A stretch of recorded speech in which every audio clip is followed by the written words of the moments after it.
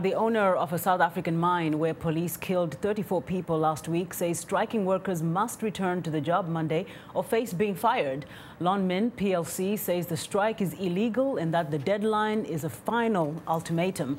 About 3,000 people have joined the strike since August 10th to demand higher wages. The protest turned violent last Thursday when police opened fire on the strikers. The National Police Chief says her forces shot in self-defense. On Sunday, local residents and churchmen in Marikana, South Africa, marched to the scene of last week's shooting, singing hymns and offering prayers for peace. And on Monday, women protested outside the Pretoria courthouse, where minors accused of taking part in the protest are facing charges of assault and attempted murder.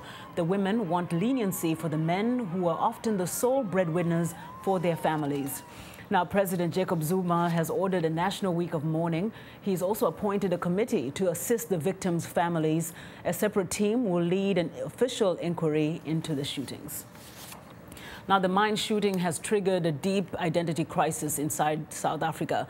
20 years after the end of white minority rule, a few could imagine such a thing could happen under a government led by the African National Congress, Nelson Mandela's Liberation Party. Emilie Iob reports for VOA from the Lonmin mine in Marikana, South Africa.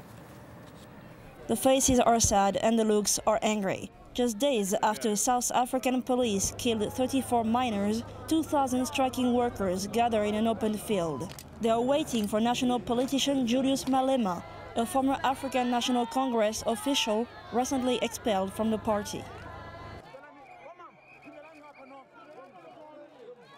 Malema, a populist famous for criticizing the ANC even while he was a member, is about to say what the miners want to hear: that the ruling party and South African President Jacob Zuma are to blame for the tragedy. The same thing with President Zuma. He must step down. President Zuma presided over the massacre of our people. He never cared about you. Nobody. Bushiu. That indictment echoes among the striking miners, who live in shacks and accuse the president of not caring about them. They wanted him to come talk to them after the shooting, but he only went to see the injured miners at a nearby hospital. One of the protesters, Bisusua, complains. Since yesterday, he said he's coming on here. The way, but he didn't come here. He stayed with the white people on Noinoi there. Others, like this protester named Goodness, say Mr. Zuma could have prevented Thursday's shooting had he come right after the first shooting the previous Sunday. Zuma was supposed to come immediately, and he because didn't come. Last week 10 people died, and if he came last week, the thing that happened yesterday, that day, was not supposed to perhaps happen. The violence is a turning point for the party of Nelson Mandela. South Africans put huge hopes in the ANC after white minority rule ended, and those hopes were hard to meet. But despite its failures, the party always had wide support, mostly because it is a symbol of the people's liberation and of some moral values. But now even this has been shattered.